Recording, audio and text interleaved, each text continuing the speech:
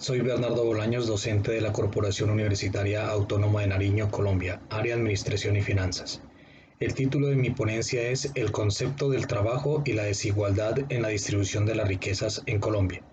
La sociedad contemporánea presenta un reto nunca antes visto: lograr como derecho vital la creación, garantía, defensa de un trabajo digno para el ser humano, que representa el instrumento necesario para suplir las necesidades primordiales desde su condición humana. El derecho al trabajo debe contar con rasgos que lo identifiquen especialmente como equitativo y bien remunerado. Para tal efecto, he dividido esta presentación bajo los siguientes apartados: los conceptos de trabajo. Luego, desde Hannah Arendt tomaremos su concepto de labor, trabajo y acción, así como la vita activa y la vita contemplativa. Desde Meda tomaremos el concepto de trabajo y desde Kuznets, realizaremos una pequeña introducción a las desigualdades sociales para luego finalizar con datos estadísticos de la situación en Colombia frente a la desigualdad social desde aspectos económicos, generando unas conclusiones a nuestra ponencia. De esta manera es posible establecer los elementos principales que se debe tener en cuenta en la consideración del trabajo como elemento básico de la condición humana, que genere bienestar social y que finalmente repercuta en la generación de un mejor empleo forjado en condiciones dignas. El concepto del trabajo. Marx decía que el trabajo es la condición básica y fundamental de toda vida humana, y además mencionaba que el trabajo es la fuente de toda riqueza. Primero el trabajo y luego la palabra articulada. Además, el trabajo empieza con la elaboración de instrumentos.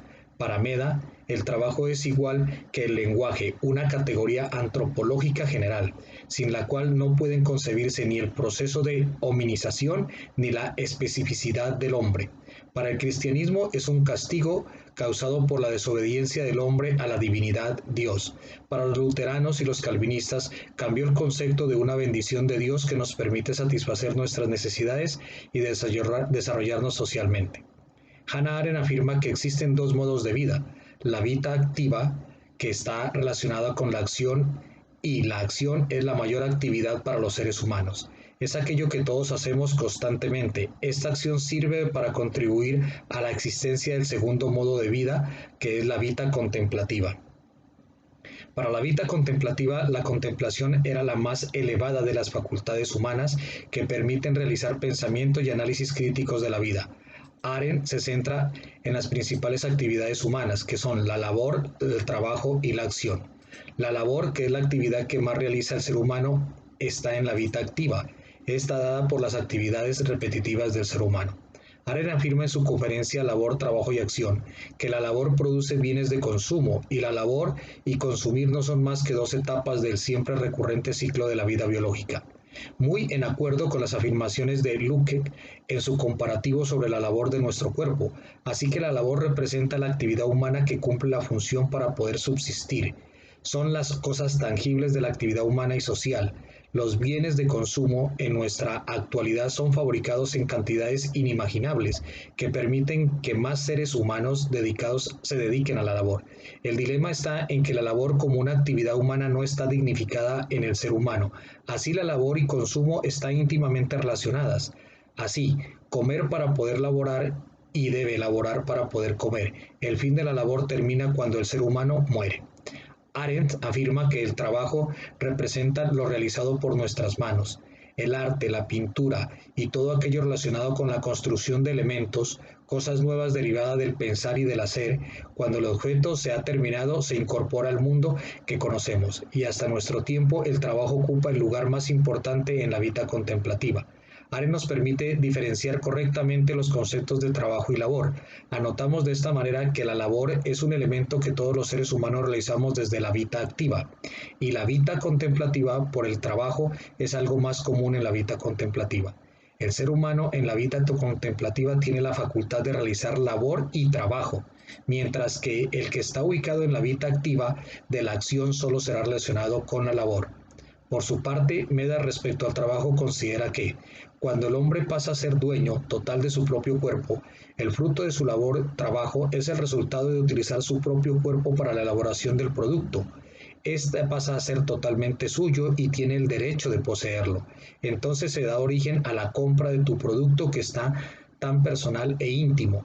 El individuo garantiza negociar sus talentos en la sociedad y permite que se asigne un valor económico a su actividad y a su talento. Junto con la aparición de la apropiación de la tierra y la acumulación de capital, en este juego el trabajo pasa a ser una mercancía, concepto totalmente materialista que nos conduce a determinar que un objeto o artículo trabajo o transformado tiene implícito un valor, el trabajo del asalariado. El trabajo para Medas es una cosa que pertenece al trabajador y de la que puede hacer uso a cambio de una remuneración. Una cosa que, si bien pertenece al trabajador, le es ajena, puesto que se le puede usar y hablar de ella sin alterar, al parecer, la naturaleza del portador. Para Kusten, la causa de las desigualdades de la distribución de la riqueza están dadas por, primero, la concentración de los ahorros de la población con mayores ingresos, ahorro cero en poblaciones con menores ingresos, la industrialización, la demografía, la tasa de natalidad en las clases ricas es menor que en las clases pobres. Los efectos que esto genera son rendimiento del ahorro en las clases ricas y sus descendientes crecen los activos. Cero rendimiento, no es posible ahorrar con sus rentas y no existen activos para las clases menos favorecidas. Desplazamiento de la población rural a la urbana en el tema de la industrialización y la distribución de las riquezas en futuros están más concentradas en las clases ricas. Una de las posibles causas a la solución para lograr la igualdad en la distribución de la riqueza son la intervención del Estado con impuestos a la herencia, que es lo que afirma Kostner, a la población con mayores ingresos, así como políticas monetarias. Incentivar el ahorro en poblaciones con menores ingresos. Incentivar los sectores de agricultura en las zonas rurales para que no haya desplazamientos a las zonas urbanas. La demografía, controlar la tasa de natalidad en la población con menos ingresos. Los efectos que esto generaría sería para el control de los activos en la concentración de los ahorros de la población con mayores ingresos. Habrá un mejor control de los activos. Con la posibilidad de ahorrar con sus rentas generará activos a la población de menos favorecidas, lo que generaría una posible forma de ahorro en las sociedades menos favorecidas. Evita el desplazamiento de la población rural a la población urbana y menos miembros dentro de la población de menos ingresos de mayor riqueza. Pensar en el artículo generado por la Universidad del Valle en su revista Pensar en la Resistencia en mayo del 2021 en Cali, Colombia, documento especial de CIDE número 6, Facultad de las Ciencias Sociales y Economía de la Universidad del Valle. ¿Qué está pasando en Colombia? Por el profesor Alberto Valencia Gutiérrez, nos afirma: las cifras nos indican que estamos frente a una verdadera explosión social en todo el país. En el año 2020, el 42% de los habitantes, equivalentes a 21.2 millones, se encontraban por debajo de la línea de pobreza.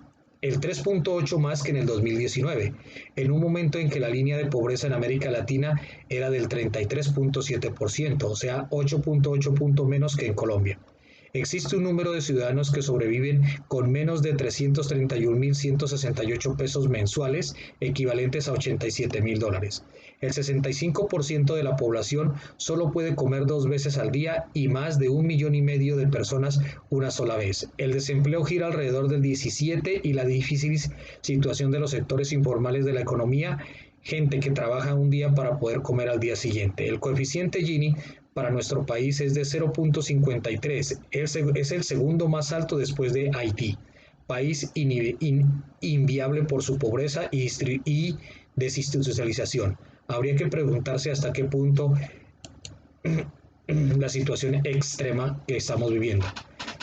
En la codicia de las élites en la pandemia, el profesor Carlos Humberto Ortiz Quevedo, también de la Universidad del Valle, afirma que Cali se ha convertido en el epicentro del terremoto social, que por ninguna otra de las principales ciudades capitales del país aumentó tanto la pobreza. En el 2019 al 2020, la incidencia de la pobreza monetaria en Cali aumentó en el 21.4% al 36.6%, casi se duplica. Todavía no alcanza el promedio nacional, que es del 42.5%, pero su ritmo de empobrecimiento fue mayor y también aumentó el hambre, según el DANE. El trimestre de noviembre del 2020 en enero del 2021, en medio de la pandemia, solo el 76% de los hogares caleños tenían 3 comidas diarias antes del inicio de la pandemia.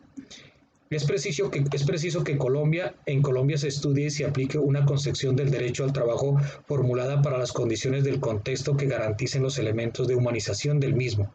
Precisamente, Colombia se ha caracterizado históricamente por un desprecio a las condiciones dignas del derecho al trabajo que extienden desde una falta de políticas estatales comprometidas con la distribución de la riqueza y no tienen en cuenta el contexto social en donde se generan las mayores desigualdades salariales.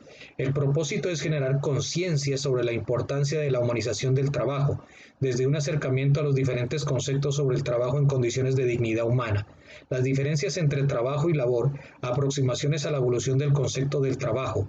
Con ello se desencadena en el concepto de trabajo como instrumento para mejorar la calidad de vida de los seres humanos, como un derecho fundamental que las políticas públicas deben entender en unión con la empresa privada. Muchas gracias.